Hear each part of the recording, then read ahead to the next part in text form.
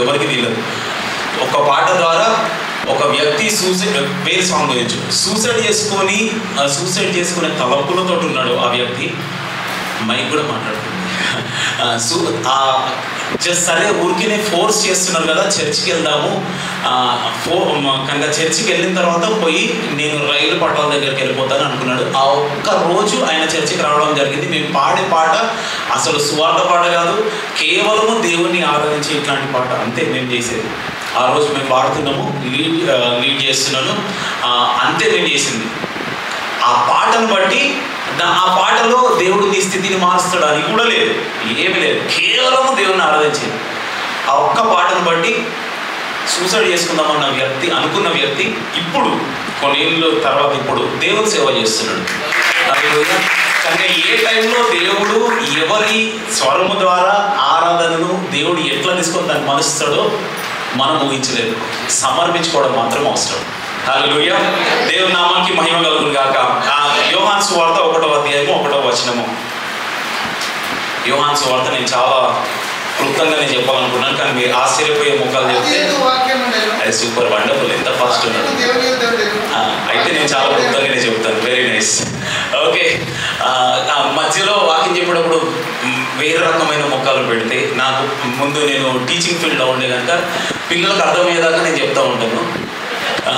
కనుక మంచిగా పెట్టండి మీ ముఖాలు.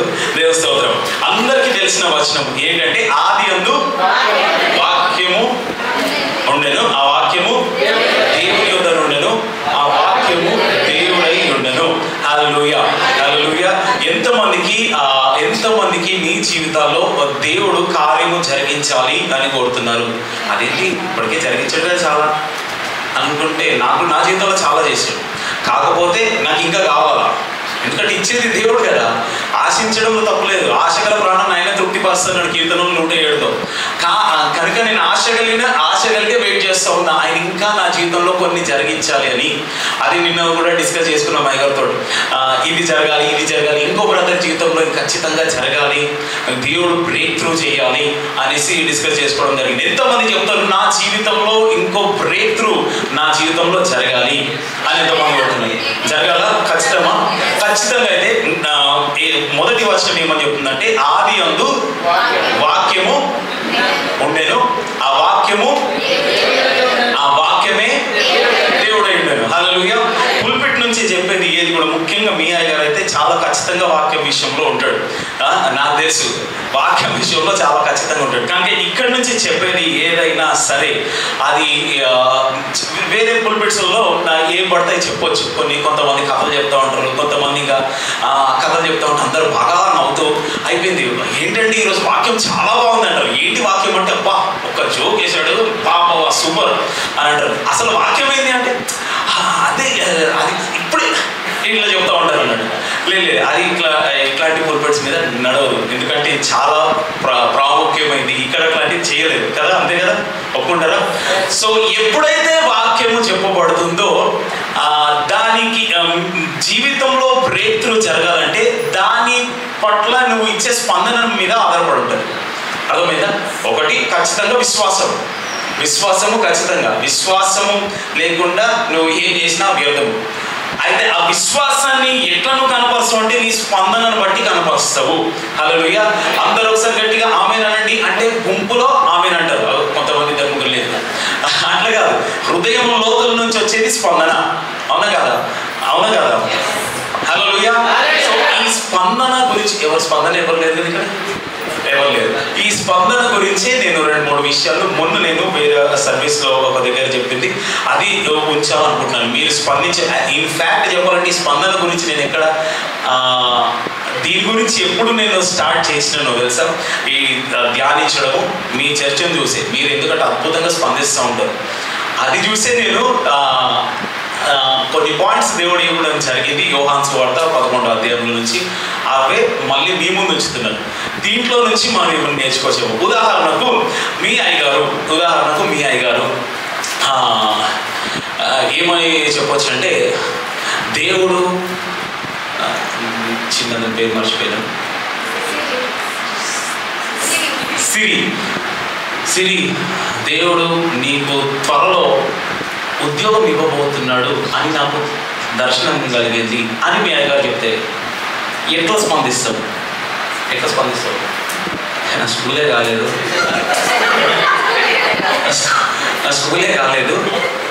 అవును కదా. ఇదేం ప్రవచనము అయ్యగారు? ఇంతదాకా వాక్యాలు బాగుంది, ఇదేం ప్రవచనం మీరు చేసింది? లేదు నాకు ఖచ్చితంగా అనిపిస్తూ ఉంది దేవుడు కాలేదు అని అన్నాడు అనుకోండి. కానీ ఆది యందు వాక్యం ఉండేను, ఆ వాక్యము దేవుని యొద్ద నుండెను. అయ్యగారు ఉచ్చరించేదే ఆ వాక్యమే దేవుడై ఉండేను. అయ్యగారు ఉచ్చరించేదే దేవుణ్ణి ఉచ్చరిస్తున్నాడు, అవునా కదా? ఆయనలో అనుకోకుండా మంచి మాట చెప్తే బాగుండు అన్నట్లే. దేవుడు ఏ వాక్యాన్ని అయితే తనకి ఇచ్చాడో ఆ వాక్యాన్ని, ఆ వాక్యం అంటే ఎవరు? యేసు ప్రభు. అంతే కదా, యేసు ప్రభుని విడుదల చేస్తున్నాడు, యేసు ప్రభు యొక్క శక్తిని విడుదల చేస్తున్నాడు. సిరి స్పందించడం బట్టి ఆమె బ్రేక్‌త్రూ జరుగుతుంది. ఇప్పుడు నాకెందుకు ఉద్యోగము అని అనుకోవద్దు, నీకు లేదు. మరియా దగ్గరికి, ఇది మీకు చాలా కరెక్ట్ అవుతుంది, అనుకుని చిన్నదాన్ని అడిగినాను. మరియా దగ్గరికి గాబ్రియల్ దూత వచ్చి, ఈరోజు ఒకవేళ గాబ్రియల్ దూత ఇంతకుముందు ఇక్కడ లైట్లో ఉన్నప్పుడు వచ్చి ఉంటేనా అప్పుడు ఉంటుండే. గాబ్రియల్ దూత వచ్చి, దయాప్రాప్తురాలా నీకు శుభము, ఇమ్మానుయేలు నీలో పుట్టబోతున్నాడు అంటే ఆమె ఆశ్చర్యమై ఫస్ట్ అయితే ఆశ్చర్యపడ్డది. కాకపోతే స్పందించడం చాలా అద్భుతంగా స్పందించింది. ఎట్లా స్పందించింది? సరే అదే ఆ విధంగానే నాకు జరుగును గాక. ఫస్ట్ ఇది ఎలాగో జరుగును అన్నది. రెండోసారి ఓకే నాకు జరుగును గాక. ఆమె స్పందనను బట్టి లోకానికే బ్రేక్‌త్రూ వచ్చింది. హల్లెలూయా. ఆమె ఎట్లా స్పందించింది దాన్ని బట్టి ఎంతమంది సిద్ధంగా ఉన్నారు? ఈరోజు నేను ఇంకా 2 మాటలు మాట్లాడుతున్నాను. ఆ స్పందన అనేది ఎప్పుడైతే వస్తుందో అది నీ నోటి ద్వారా దాన్ని ఉచ్చరిస్తూ ఉన్నాడు. ఉదాహరణకు హల్లెలూయా, ఆమేన్ లేదా చప్పట్లు ఇలాంటివి మనం చేస్తాము. నేను నమ్ముతున్నాను దేవుడు మీ చర్చ్లో, నేను అస్సలు సొంత కైతం మాట్లాడలేదు, దేవుడు చూపించిందే, దేవుడు ఏదైతే చెప్తున్నాడో అదే. మీ స్పందన ఎట్లుంటుందో నాకు సంబంధం లేదు, నాకు అవసరం లేదు. దేవునికి మీకు అవసరం బ్రేక్‌త్రూ జరగాలి. మీ చర్చ్లో ఉన్న కొంతమంది ఫ్యామిలీస్లో ఆర్థిక సంబంధమైన బ్రేక్‌త్రూను కలుగజేయబోతున్నాడు. ఒకరు నమ్మి ఆమేన్ అన్నారు. అంటే ఇంకా నేను నా సొంత చెప్పండి, వాక్యాన్ని చెప్తున్నాను. ఓకే, నమ్మిన వాళ్ళు మాత్రమే స్పందిస్తారు, కరెక్ట్గా స్పందిస్తారు. ఈ స్పందన గురించి మనం మాట్లాడుతున్నాం ఈరోజు. నమ్మిన వాళ్ళు మాత్రమే. నేను నమ్ముతున్నాను కొంతమంది నాకు ప్రార్థన చేసిన సమయంలో కొద్దిగా నేను మీ అంత గొప్పగా చేయకుండా కొద్దిగా ప్రార్థన చేసిన సమయంలో ఇద్దరు జాబ్స్ గురించి మీరు ఎవరు చేస్తున్నారు ఎవరు, కానీ దేవుడు వారి జీవితంలో కార్యము జరిగించబోతుంది. ఇప్పుడే దేవుడు ఇంకో వాక్యం చేస్తున్నాడు. ఎఫెసీయులకు రాసిన 13వ అధ్యాయము, నువ్వు అడుగున్న దానికంటే ఊహించిన దానికంటే అత్యధికంగా ఆయన జరిగించబోతున్నాడు. నమ్మిన వాళ్ళు మాత్రమే. ఈ స్పందనే కావాలి. ఒకసారి ఈ స్పందన గురించి మనం చూసాం. నాతో కలిసి యోహాను సువార్త 11వ అధ్యాయము. నేను ప్రవక్తన కాదు, దేవుడి మాటలు మాత్రం విడుదల చేసే వ్యక్తిని అంతే. యోహాను సువార్త 11వ అధ్యాయంలో మనం చూస్తాం 4 విషయాలు నేను మీ ముందు ఉంచాలనుకుంటున్నాను. స్పందన, ఇద్దరు సిస్టర్స్ని మనం అక్కడ చూస్తాము, మనకు అందరికీ తెలిసిందే. యోహాను సువార్త 11వ అధ్యాయం అంటే సండే స్కూల్లో మా బైబిల్లో ఉన్న అతి చిన్న మాట, అతి చిన్న వచనం ఏదంటే జీసస్ వెప్ట్, జాన్ 11:35 అని చెప్పేస్తారు. అంతే కదా. యేసు కన్నీళ్లు విడిచెను అనేది తెలుగులో చిన్నది కాదు, తెలుగులో వేరు. తెలుగులో ఏది ఆత్మను ఆర్పకొడి అనేది తెలుగులో, అది తెలుగులో. కానీ అందరూ మీకు అలవాటు అయిపోయింది మనం. ఓకే, జాన్ 11:35లో జీసస్ వెప్ట్, యేసు కన్నీళ్లు విడిచెను. అసలు యేసు ఎందుకు కన్నులు విడవడం జరిగింది, దాని తర్వాత ఆయన బ్రేక్‌త్రూ ఎట్లా తీసుకురావడం జరిగింది మనం చూస్తున్నాము. ఒక వ్యక్తి, యేసు ప్రేమించి లాజరు అన్న వ్యక్తి చనిపోవడము మనం ఇక్కడ చూస్తూ ఉన్నాం. అది అందరికీ తెలుసు. లాజరు బయటికి రా అనగానే చచ్చిపోయిన ఆ శవమైన లాజరు కూడా స్పందించడం జరిగింది, అది మనకు తెలుసు. ఓకే, అయితే మార్తా మరియల మధ్యలో ఉన్న స్పందన భేదము ఎట్లుందో, ఎవరు స్పందించడం బట్టి అక్కడ కార్యం జరిగిందో మనము చూసాం. ఓకేనా? ఎంతమంది సిద్ధంగా ఉన్నారు? సిద్ధంగా ఉన్న వాళ్ళు కొంతమంది ఉన్నారు. నా ప్రాబ్లం ఏంటంటే సిద్ధంగా ఉన్నా సరే సిద్ధం లేని వాళ్ళకు కూడా ఎక్స్ప్లెయిన్ చేయాలనిపిస్తుంది. ఓకే, సిద్ధం ఎంతమంది సిద్ధంగా ఉన్నారు? దేవ స్తోత్రం. నాతో కలిసి అది యోహాను సువార్త 11వ అధ్యాయం మనం చూస్తాం. చూడండి 20వ వచనము. యేసు వచ్చుచున్నాడని విని ఆయనను ఎదుర్కొని వెళ్ళును గాని మరియ ఇంటిలో కూర్చొని ఉన్నాడు. చూడండి మొదటి వచనం. ఇక్కడ మనం చూస్తున్నాం ఏంటంటే యేసు వస్తున్నాడు. 4 రోజుల తర్వాత లాజరు అప్పటికి చనిపోయినాడు. మనకు అందరికీ తెలుసు కదా. ఆయన ఇంకా 2 దినములు లేట్ చేసి ఆయన తర్వాత రిటర్న్ రావడం జరిగింది. సో యేసు వచ్చుచున్నాడు అని విన్నది ఎవరు ఫస్ట్ విన్నారు? మార్త విన్నది. మరియ మాత్రము అక్కడనే ఉన్నది. మరియ ఏం చేస్తుందంట? మరియ అక్కడనే ఉన్నది. ఎందుకంటే మరియ వినలేదు. కొంతమంది ఏమంటారు మరియ విని కూడా, ఒక దైవ సేవకుడు అనడం నేను విన్నాను, మరియ విని కూడా వాంటెడ్లీ అక్కడే ఉంది. అసలు అక్కడ లేదు. బైబిల్ అట్లా ఉందా? లేదు.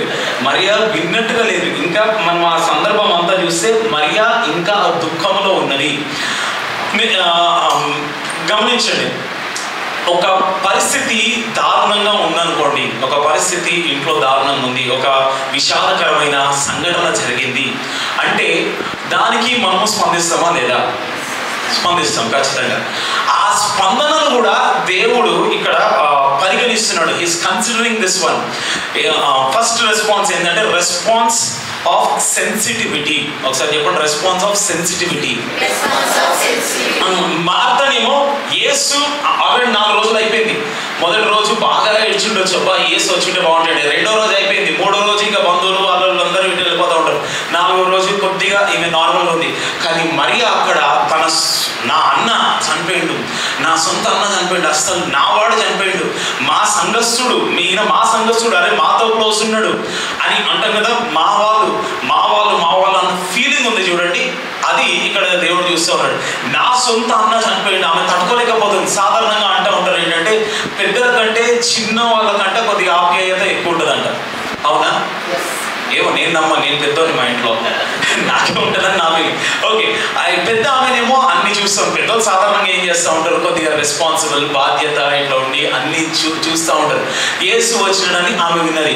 ఇక్కడ ఉన్న పరిస్థితి గురించిన ఆ యొక్క దాన్ని ఏమంటారు, ఆ ఇమోషన్ ఏదైతే ఉందో దాని గురించి ఆమె అంత సున్నితంగా దాన్ని పరిగణించట్లేదు. ఎందుకంటే ఆల్రెడీ 4 రోజులు అయిపోయింది. సరే, యేసు వస్తున్నాడని ఆమె యేసు దగ్గరికి త్వరగా వెళ్ళింది. ఓకే, అర్థమైంది కదా. ఈమె మాత్రము అక్కడే ఉంది. ఆమె ఆ పరిస్థితిని చూస్తూ ఉంది. మా అన్న ఒక జీవితం కోల్పోతే ఎట్లాంటి బాధ ఉండదో అన్నది ఆమె ఇంకా అదే వేదనలో ఉంది. తప్పు లేదు. మన వాళ్ళకు ఏమన్నా జరిగితే మనము ఆ విధంగా ఫీల్ అవడంలో తప్పు లేదు. నమ్ముతారా? ఏం ఫీల్ కావద్దండి, నిరీక్షణ లేని ఇతరుల వల్లే అని కొన్నిసార్లు చెప్తూ ఉంటారు. అసలు మనకైనప్పుడు తెలుస్తుంది, అవునా కాదా? ఫీల్ అవడంలో తప్పు లేదు, కానీ ఆ ఫీలింగ్లోనే ఉండడం తప్పు. ఇవేం చేస్తుంది? ఆ ఫీల్ అయిపోతూ ఉంది. నా అన్న 4 రోజులైనా సరే ఆ మిస్సింగ్ ఫీలింగ్ ఉంది చూడండి, దాన్ని దేవుడు చూస్తున్నాడు. డాన్ మోయిన్ అని ఒక మంచి వర్షిప్ లీడర్ ఉండే. ఈ రోజులలో వచ్చే వర్షిప్ లీడర్స్ అంతా ఇంకా అట్లాంటి వ్యక్తులు కాదు, అద్భుతమైన వర్షిప్ లీడర్స్. అప్పట్లో ఆయన ఒక పాట రాస్తాడు. He walked where I walked, he talked, he walked where I walked, he stood where I stand, he felt what I feel. నేను ఏదైతే ఫీల్ అవుతున్నానో ఆయన కూడా ఫీల్ అవుతున్నాడు.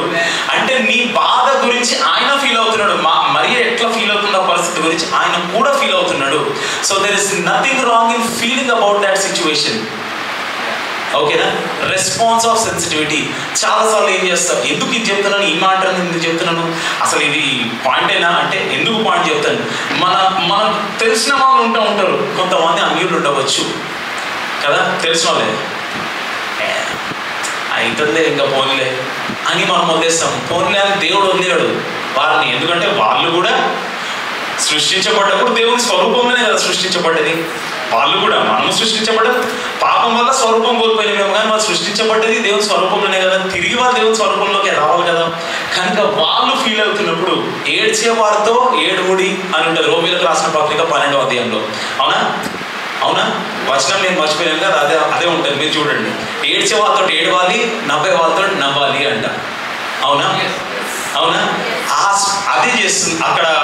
మరియ అందరు అక్కడ ఉండి ఆమెను కంఫర్ట్ చేస్తున్నారు. ఆమె కూడా ఇంకా అన్న యొక్క జ్ఞాపకాలను పెట్టుకుంటా ఉంది. అన్న యొక్క జ్ఞాపకాలు ఎంత దారుణం అయిపోయింది పరిస్థితి అన్న దాంట్లో ఉంది. ఫస్ట్ రెస్పాన్స్ ఏంటి? Response of sensitivity. ఒకసారి చెప్తారు, రెస్పాన్స్ ఆఫ్ అయ్యగారు చెప్పడం కాదు, అందరు చెప్పడం ఇంపార్టెంట్. Response of sensitivity. ఎందుకు అంటే దేవుడు కూడా, యేసు ప్రభు కూడా ఇక్కడ 11:35 మనం చూస్తాం కన్నీళ్లు విడిచింది.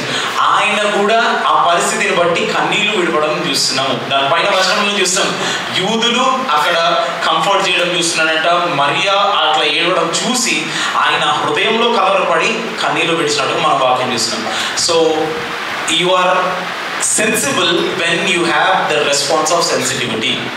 అర్థమైందా? మళ్ళీ ఒకసారి చెప్పాలా? మీరు ఎప్పుడైతే ఈ యొక్క సెన్సిటివిటీని తెలుగులో ఏమంటాం? సున్నితత్వము కలిగిన స్పందన మీరు కలిగి ఉంటారో అప్పుడు మీరు సెన్సిబుల్, అర్థవంతమైన వ్యక్తులుగా మనం పరిగణించబడతాం వాక్యానుసారంగా. అర్థమైందా? పరిస్థితిని అర్థం చేసుకోవాలి. హల్లెలూయా, హల్లెలూయా. చావుకి ఎవరి దగ్గరికి అని వెళ్ళాం అనుకోండి, అక్కడికి వెళ్ళినప్పుడు మనం నమ్ముకొని మనం భజన చేసుకొని కాదు, వాళ్ళు ఏం ఫీల్ అవుతున్నారు అన్నది మనం ఫీల్ కావాలి. ఎందుకంటే దేవుడు ఫీల్ అవుతున్నాడు. అదే మరి ఇక్కడ ఫీల్ అవుతా ఉన్నది. హల్లెలూయా. రెండో విషయం చెప్తున్నాను, త్వరగా చెప్తున్నాను, ఎందుకంటే ఒక ఇద్దరు కళ్ళు మూతలు పడ్డం చూసిన, అంటే 4 కళ్ళు. ఓకే. రెండవది మరియ చేసింది చూడండి, ఏం చేస్తుంది? మార్తనేమో దేవుడే వాక్యమై ఉన్నాడు కదా, ఆయనే వాక్యమై ఉన్నాడు. ఆయన వాక్యమై ఉన్నప్పుడు మార్త ఏం చేస్తుంది చూడండి, 23వ వచనము. Jesus said to her, your brother will rise again. Martha ఏం చేస్తుంది? Martha said to him, I know that he will rise again in the resurrection of the last day. ఆమెకున్న వాక్య జ్ఞానం అంతా వాక్యానికి చెప్తుంది. తెలుసా? చాలాసార్లు మనం చేస్తూ ఉంటాం ప్రార్థనలో. కొంతమంది ప్రార్థనలో మెసేజ్లు చెప్పేస్తూ ఉంటారు యేసు ప్రభుకి. అది నాకు అర్థం కాదు. యేసు ప్రభుకి మెసేజ్ ఏంటంటే ఈమె అదే చెప్తుంది, మెసేజ్ చెప్తుంది యేసు ప్రభుకు. తెలుసు పునరుత్థానంలో నా తమ్ముడు లేస్తాడు, నాకు తెలుసు. బా, యేసు ప్రభు సభాష్ అంటాడు అనుకుంది. అయ్యో మార్త కాదు. మరియ యొక్క రెస్పాన్స్ చూడండి. See, 28th verse. When she had said this, she went and called her sister Mary, saying in private, the teacher is here and is calling for you. And when she heard it, she rose quickly and went to him. ఎప్పుడైతే విన్నదో అందరి ముందు పరిగెత్తింది. ఒక విషయం గమనించండి, అక్కడ ఎందుకు ఈ యోహాను ఇట్లా రాశాడు? 28వ వచనంలో when she had said this, she went and called her sister Mary in private. ఏడుస్తుంది. ఎవరు? మరియ ఏడుస్తూ ఉంది. ఈమె పోయి యేసు ప్రభుతో మంచిగా మాట్లాడుతూ యేసు ప్రభుకి వాక్యం చెప్పుకుంటా ఈమె ఉన్నది అని చెప్పుకుంటా అట్లా వెళ్తుంది. సరే, యేసు ప్రభు ఇమ్మీడియట్ వాక్యంతో కౌంటర్ ఇస్తాడు కదా, సాతానికి ఇచ్చాడు మార్త కింద. సాతానికి ఇచ్చిన యేసు ప్రభు మార్త కూడా ఒక వాక్యంతో కౌంటర్ ఇచ్చిన తర్వాత ఇంకట్లా మాట్లాడుతూ మెల్లగా వెళ్ళేసి యజమాని వచ్చాడు, రారా నేను పిలుస్తున్నాడు, నువ్వు ఎక్కడున్నామని అడుగుతున్నాడు అనగానే ఏడుస్తున్న ఈ వ్యక్తి ఫీల్ అవ్వడంలో తప్పు లేదు, ఆ ఫీలింగ్లో ఉండడం తప్పు అన్నది కానీ మనం చూసుకుని ఏడుస్తున్న వ్యక్తి అకస్మాత్తుగా చాలా త్వరగా తక్షణమే అక్కడి నుంచి వెళ్ళడం జరిగింది. Response of running towards him. Second point ఏంటి? Response of running towards him. నీ పరిస్థితి ఏమైనా సరే ఆయన అక్కడ ఉన్నాడు, ఆయన వాక్యము రెడీగా ఉన్నది. నీ పరిస్థితితో మాట్లాడడానికంటే నువ్వు ఎంత వేగంగా అక్కడికి వెళ్తావు అన్నది ప్రాముఖ్యం. హల్లెలూయా. ఇంకా రాలేదు, ఒక్కో చేతి మాత్రం వేగంగా లేచింది. అది అయ్యగారు ఎట్లా లేస్తుంది. ఓకే, ఎంత వేగంగా నీ పరిస్థితిని మార్చే వాక్కు అక్కడ ఉన్నది అని నువ్వు గమనిస్తే ఎంత వేగంగా దాని వైపు వెళ్తావు అన్నది ప్రాముఖ్యం. ఆ రెస్పాన్స్ ఇంపార్టెంట్, ఆ స్పందన ఇంపార్టెంట్. ప్రతిసారి వాక్యానికి మనం అట్లా స్పందిస్తూ ఉంటే చూడండి జీవితాలు ఎట్లా మారిపోతాయో. ఇవి నేను ఎన్నో ఏళ్ళ నుంచి నాకు బాగా తెలుసు వాక్యం అనుకున్న వ్యక్తిని నేను, ఈ స్పందన లేకుండా ఉన్న వ్యక్తి. మార్తకు బాగా తెలుసు వాక్యం, అందుకని వాక్యం చెబుతుంది. మరియా అట్లా కాదు, వాక్యం వచ్చింది పరుగులు వెళ్ళిపోయింది, నాకేది అన్నట్టుగా. అయితే ఇంకో విషయం అక్కడ గమనించాల్సింది ఏంటంటే she went and called her in private. రహస్యంగా చెప్పిందంట. అదేంది? అక్క చెల్లెతో మాట్లాడడం రహస్యం అవసరమా? యజమాని వస్తున్నాడని చెప్పడం రహస్యం అవసరమా? వాళ్ళ ఇంట్లోనే వాళ్ళు ఉన్నారు కదా, రహస్యం అవసరమా? ఎందుకు అనుకుంటారు? ఆమె చుట్టంతా ఎవరు ఉన్నారంటే మరియా చుట్టంతా యూదులు ఉన్నారు, అంతే కదా, అందరు యూదులు ఉన్నారు. యూదులు అందరు ఎవరు? యేసు ప్రభుని ఎప్పుడు పట్టుకుందామా, ఎప్పుడు ఇరికిద్దామా, ఎప్పుడు ఈయన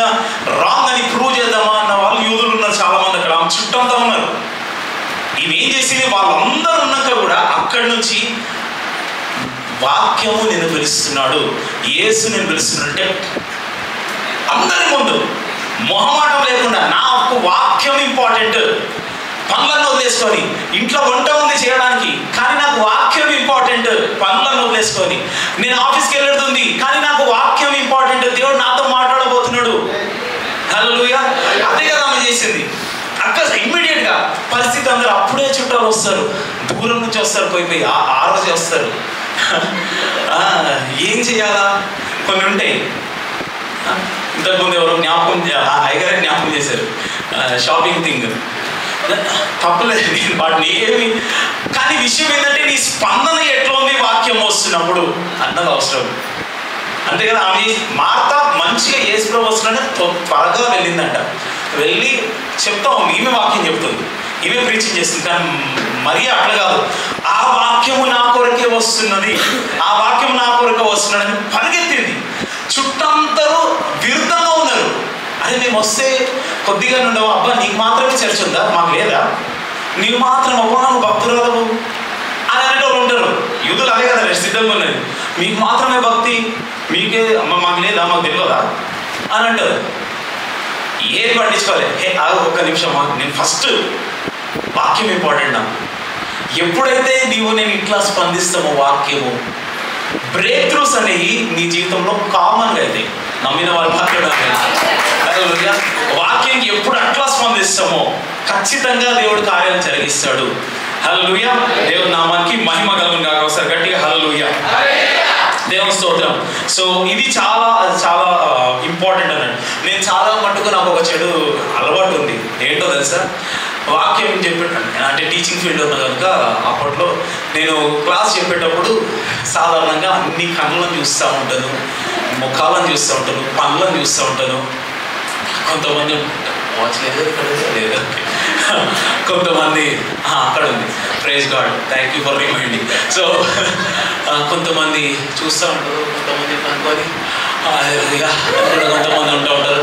ఆరాధనలు కూడా ఆవలింతలు వస్తూ ఉంటాయి, కామన్ నేను చూస్తూ ఉంటాను. ఇవన్నీ నాకు ఇది తప్పు అలవాటు, మరి మంచిదో చెడుదో తెలియదు కానీ కళ్ళను ఇవన్నీ చూడడం అలవాటు అయిపోయింది నాకు టీచింగ్. నేను వాక్యం చెప్పేటప్పుడు ఎప్పుడు చూసినా అందరు జన్మని అట్లా చూస్తూ ఉంటారు, ఎవరు మూతలు పడుతుంది కూడా చూస్తూ ఉంటారు. నాకు ఈ అలవాటు ఉంది, వినండి, దేవునికి కూడా ఈ అలవాటు ఉంది. నిజంగా నమ్ముతారో లేదా? ఎట్లా అంటే ఆయన చూస్తూ ఉన్నాడు, ఎవరు ఏం పని చేస్తున్నారో అన్నీ చూస్తూ ఉంటారు. ఆయన కళ్ళంట దినవృత్తాంతంలో ఉంటుంది, ఆయన కళ్ళంతా లోకమంతా సంచరిస్తూ ఉందంట. ఎవరు నీతిమంతులు ఉన్నారో చూడడానికి మొత్తం చూస్తాడు. మన ఎక్స్ప్రెషన్ ఏంటి, బయటికి నవ్వు, లోపల వేరు, అన్నీ చూస్తూ ఉంటాడు. నేను చోకే నిజంగా చెప్తున్నాను, అన్నీ ఆయన చూస్తూ ఉంటాడు ఖచ్చితంగా. మార్త యొక్క హృదయాన్ని నేను అక్కడ చూస్తున్నాడు, మరియ యొక్క హృదయాన్ని అక్కడ చూస్తున్నాడు. మార్త అర్థమైపోయింది ఈమెకు, అందుకనే దేవుడు అనుకున్నాడు, యేసుప్రభు అనుకున్నాడు, వాక్యం నాకు చెప్తుంది కదా, నేను ఇంకోటి వేస్తాను, నా గురించే నాకు చెప్తుంది కదా, నా సంగతి ఏంటో నేను చెప్తానని మంచిగా నీట్గా చెప్తా ఉన్నాడు. నేనే పునరుత్థానాన్ని చెప్తున్నాడు. కానీ మరియ రాగానే అట్లా చేయలేదు ఆయన. మరియ రాగానే ఒక్కటేసారి హృదయం కదిలించబడ్డదంట. ఒక్క స్త్రీ ఉన్నది, ఒక్క స్త్రీ, అందరూ ఉన్నారు అక్కడ, అందరూ చాలా జన సమూహం అంతా ఉంది. కానీ 12 సంవత్సరాల రక్తం స్రావం గల ఒక్క స్త్రీ ఉన్నది. ఆమె అసలు ఆ స్థలంలోనికి రానికి అవకాశం లేదు యూదా ఆచారం ప్రకారం. ఎందుకంటే అపవిత్రురాలుగా పరిగణించబడింది, తెలుసు కదా. అపవిత్రురాలు అసలు రావద్దు, అట్లాంటి ఇష్యూ ఉంటే బయటికి రావద్దు, ఎందుకంటే అపవిత్రురాలు. ఆమె ఏది ముట్టినా అపవిత్రమే ఆ రోజులలో. 12 సంవత్సరాల నుంచి ఆమె ఒకటే అనుకుంది, వాక్యం అక్కడ వస్తున్నాడు, యేసు ప్రభు అక్కడ వస్తున్నాడు, నేను ఏం చేయను, వెళ్ళి వీళ్ళందరినీ దాటుకునేలాగా కదా, ఏదైతే నేను అపవిత్రాలని సరే, ఏమన్నా ప్రాబ్లం ఏం కాదు, నేను వెళ్ళి ఆయన చెంగును ముట్టుకుంటే చాలు, అంతే ఆమె యొక్క స్పందన. ఆ స్పందన యేసు ప్రభువుల నుంచి శక్తిని బయటికి లాగేసింది. హల్లెలూయా. మన యొక్క స్పందన కూడా యేసు ప్రభువుల నుంచి ఆ శక్తిని లాక్కునేటట్టుగా ఉండాలి. హల్లెలూయా. అప్పుడు దేవుడు కార్యం చేస్తాడు, ఇన్స్టెంట్లీ హీల్డ్. కానీ గమనించండి, ఒకవేళ అట్లా ముడితే యేసు ప్రభుని యూదుల ఆచారం ప్రకారము ఆయన కూడా అపవిత్రం కావాలి కదా, ఆయనను ఏ అపవిత్రత తాకలేదు. హల్లెలూయా. ఎలాంటి అపవిత్రత తాకలేదు, ముట్టలేదు. ఎంత పవిత్రమైందన్నా ఆయన టచ్ చేస్తే అంతే, అది మొత్తము పవిత్రంగా మార్చబడుతుంది. హల్లెలూయా. అదే ఆమె చేసింది, అదే మరియా చేస్తుంది. యేసు ప్రభు దగ్గర పరిగెత్తుతూ ఇది నా కొరకు అని చెప్తూ ఆమె వెళ్ళింది. హల్లెలూయా. మూడోదాన్ని ఆమె ఏం చేస్తుంది ఒకసారి చూడండి, 20వ వచనము మళ్ళీ ఒకసారి చదువుదాం. So when Martha heard that Jesus was coming she went and met him but Mary remain seated in the house. Martha వెళ్ళినప్పుడంట ఆమె స్పందన ఎట్లా ఉంది, యేసు ప్రభు వస్తున్నాడని చెప్పి విన్నప్పుడు వెళ్ళింది, కలిసింది. మరియా ఇంటి దగ్గర ఉంది. ఇప్పుడు ఇంకో వచనం తీయండి, 32వ వచనం. Now when Mary came to where Jesus was and saw him she fell at his feet saying to him, Lord, ante Prabhuva, if you had been there my brother would not have died. Martha యొక్కది మళ్ళా చదువుదాం, 21వ వచనం. Martha వెళ్ళింది, ఆమె స్పందన ఎట్లుంది, ఆమె వెళ్ళింది, యేసు ప్రభుని కలిసింది. Martha said to Jesus, Lord, if you had been there my brother would not have died. ఒకవేళ నువ్వు ఉన్నట్లయితే నా సహోదరుడు చనిపోయేవాడు కాదు. 32వ వచనంలో మరియ కూడా వెళ్ళింది, మరియ కూడా అదే మాట అంటుంది, ప్రభువా నువ్వు ఒకవేళ ముందే ఉన్నట్లయితే నా సహోదరుడు చనిపోయేవాడు కాదు. కానీ స్పందనలో వ్యత్యాసము. ఈమెం చేసింది, మార్త ఏం చేసింది, ఎట్లా వెళ్ళింది, నార్మల్గా వెళ్ళిపోయి ఆమె దగ్గరికి వెళ్ళి ఒకవేళ నువ్వు ఉంటే మా సహోదరుడు లాజరు చనిపోకపోతుండే, సర్లే అయిపోయింది ఏదో అయిపోయింది అన్న స్టైల్లో మాట్లాడుతున్నాను. ఏం అట్లా కాదు, ఏమే బాధ మొత్తము ఎక్కడ ఒక్కటేసారి పోయి పడిపోయి కాళ్ళ దగ్గర పడిపోయింది. ఎవరున్నారు అక్కడ, అందరు ఉన్నారు. అందరు ముందు వెళ్ళి యేసు ప్రభు కాళ్ళ దగ్గరికి పడిపోయింది. అందరు ముందు వెళ్ళి ఎవరు చూస్తున్నా చూడకుండా అసలు పట్టింపే లేకుండా యేసు ప్రభు కాళ్ళ దగ్గర పడిపోయింది. అందరు ముందు వెళ్ళి యేసు ప్రభు విరుద్ధమైన వాళ్ళ దగ్గర నుంచి వెళ్ళి యేసు ప్రభు కాళ్ళ దగ్గర పడిపోయి ఆయన ఆరాధిస్తూ ఈ మాట చెప్తుంది. రైట్, ఎవరున్నా సరే ఎవరు లేకున్నా సరే ఆ పట్టించుకోలేదు. వాక్యం అక్కడికి వచ్చింది, నేను వాక్యం యొక్క పాదాల దగ్గర పడిపోతా అని అనుకుంది. ఈ థర్డ్ థింగ్ ఏంటంటే, ఫస్ట్ వన్ ఏమన్నాను, రెస్పాన్స్ ఆఫ్ సెన్సిటివిటీ. రెండోది ఏమన్నాను, response of running towards him. Third ఇది రెస్పాన్స్ ఆఫ్ వర్షిప్, లేకపోతే response of falling at his feet కదా. మూడోది ఏంటి, response of falling at his feet. Martha అదే మాట ఉంది, మరియా అదే మాట ఉన్నది. మార్తా మెచ్యూర్డ్గా అన్నట్టుగా అనిపిస్తుంది, కానీ మరియా పోయి కాలు పట్టేసి ఆమె ఇమోషన్కి గురి కాకుండా నీ వాక్యం తెలియదా అని కొంతమంది అనుకుంటున్నారు. లేదు, నీ బాధ అంతా నువ్వు చెప్పగలిగింది ఎలా దేవుని దగ్గరే. ఆ ఉన్న బాధ అంతా అక్కడ పెట్టేసింది. యేసు ప్రభు పాదాల చెంత నీ యొక్క బాధలన్నీ వదిలేయాలి అని పాటలు పాడతాం. కానీ మన బాధలు వదలం, మనకు కావాలి కొన్ని పట్టుకుందాం అట్లా అన్నట్టుగా. ఇవేం చేస్తుంది, ఆమె బాధ అంతా ఆయన దగ్గర పెట్టేస్తుంది. Falling at the feet of Jesus. ఎన్ని రోజులైంది యేసు ప్రభు యొక్క కాళ్ళ దగ్గర పడి మనము అన్నది గమనించాం. సిస్టర్ ఏమంటున్నదంటే, యేసు ప్రభు ఇప్పుడు లేడు కదా, ఎత్తబడ్డాడు ఆల్రెడీ, ఇప్పుడు ఓన్లీ పరిశుద్ధాత్మ ఉన్నాడు, నాకు పరిశుద్ధాత్మ కాదు అనిపించో అన్నట్టు చెప్పట్లేదు కదా. యేసు ప్రభు యొక్క కాళ్ళ దగ్గర పడి ఎంత సమయం అయింది అన్నది ప్రశ్న. మార్త బాగా వాక్యం తెలుసు కనుక పడలే. మరియా కూడా అదే ఇంట్లో, ఆమెకు అలవాటే ఉంది. లూకాసు వార్త 10వ అధ్యాయంలో మనం చూస్తాం. ఆమె అలవాటు ఏంటి, మార్తనేమో యేసు ప్రభు కొరకు పరిచారం చేసే పని. మరియా యొక్క అలవాటు ఏంటి, లూకాసు వార్త 10వ అధ్యాయము 41-42లో ఏమనుంటుంది, ఆ పాదాల చెంత కూర్చొని ఉంటుందట దినమంతా. ఆమెకు అదే అలవాటు. ఎప్పుడు చూడు పాదాల చెంత ఉండడమే, ఎప్పుడు చూడు ఆయన ఆరాధించడమే, ఎప్పుడు చూడు నువ్వు యజమాను నేను దాసురాలను అని చెప్పడమే, ఎప్పుడు చూడు నేను నిన్ను ఆరాధిస్తా అని చెప్పడమే. హృదయపూర్వకంగా ఎంత కాలమైంది ఇట్లాంటి స్పందన దేవునికి మనం ఇచ్చి అన్నది ఒకసారి మనం పరీక్షించుకుందాం. ఈ స్పందన చాలా అవసరం. అప్పుడే బ్రేక్ జరుగుతాయి. లేకపోతే సండే వస్తుంది, హల్లెలూయా యుద్ధము యెహోవాది జయజయస్సు రాజా. ఇంతకుముందు ఈరోజు మేము కూడా మా సర్వీస్ ఇదే పాడినాము, కానీ మీరు అద్భుతంగా రెడీ చేసినారు. హై పిచ్ అంతా నేను తీసుకోలేకపోయినా. ఓకే, సో అంతా చేస్తాం. మళ్ళీ రేపటి నుంచి జయ యేసురాజు, కానీ నాకేముంది చేయము అన్నట్టు. Monday to Sunday, Monday to other Saturday. మళ్ళీ సండే రాగానే కమాన్ హల్లెలూయా సుమధుర స్వరములో గానాలతో. ఇంటికి పోయిన తర్వాత గానాలు వేరు. పరదేశులము విషయం ఏంటంటే ఎంత ప్రతిరోజు కూడా ఆయన పాదాల చెంత కూర్చొని ఆమె వింటుండే అంట. మరియా పనిపడలేదు మీకు, అక్కకి హెల్ప్ చేయాలి కదా, లేదు, నాకు అదే ఫస్ట్ ఇంపార్టెంట్ పని. ఆయన పాదాల చెంత వెళ్ళిపోవడమే నా ఫస్ట్ పని. ఇంట్లో ఏం పనులున్నా సరే ఆయన పాదాల చెంత ఫస్ట్ నేను అక్కడికి వెళ్ళి పడిపోవడం నాకు ఇంపార్టెంట్. ఆయన హృదయపూర్వకంగా ఆరాధించడమే నేను ఇంపార్టెంట్. నా పాదంతా ఆయన పాదాల మీద పెట్టడమే నాకు అది ప్రాముఖ్యము, ఇంకా మిగతాది కాదు.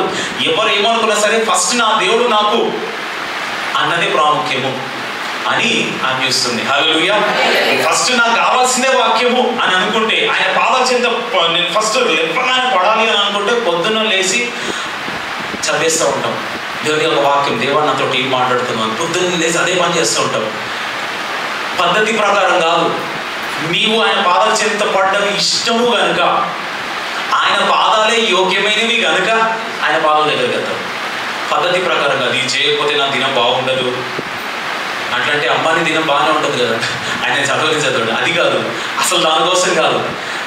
ఇది నేను యేసు ప్రభు యొక్క పాదాల దగ్గరికి నేను నా హృదయం అంతా కూడా నేను ఒప్పుకోవడానికి నేను రెడీగా ఉన్నాను. నాకు అదే ఆసక్తి, ఆ యొక్క ఆశ నాకుంది, ఆ తృష్ణ నాకుంది అని అనుకుంటే అప్పుడు బ్రేక్‌త్రూస్ జరుగుతాయి. కోరహ కుమారుల జీవితంలో ఇదే జరిగింది. 42వ కీర్తనలో మీరు అయిన తర్వాత చూసుకోండి. హల్లెలూయా. ఒకసారి గట్టిగా హల్లెలూయా. చివరిది, లాస్ట్ది ఒకసారి చెప్పండి, లాస్ట్గా చెప్పండి. ఇంకా కరెక్ట్గా మీ టైం ప్రకారము 2:30 కాదు, అవునా? ఓకే, అంటే నాకు ఎక్స్టెండెడ్. ఓహో yes sir, thank you for that. Yes, okay, మీరు ఎగర్ కవర్ చేస్తారు. లాస్ట్ది టైం దాటిన రెస్పాన్స్ ఆఫ్ స్టేయింగ్ కామ్. అదే లాస్ట్ది 4th one, response of staying calm. Situation ఆయనకు అప్పగించేయడము, పరిస్థితిని ఆయనకు అప్పగించడము. ఒకసారి చూడండి, యేసు ప్రభు చాలా he was deeply moved అని ఉంది చూడండి. 38th verse. Then Jesus deeply moved again came to the tomb. It was a cave and a stone lay against it. Jesus said, take away the stone.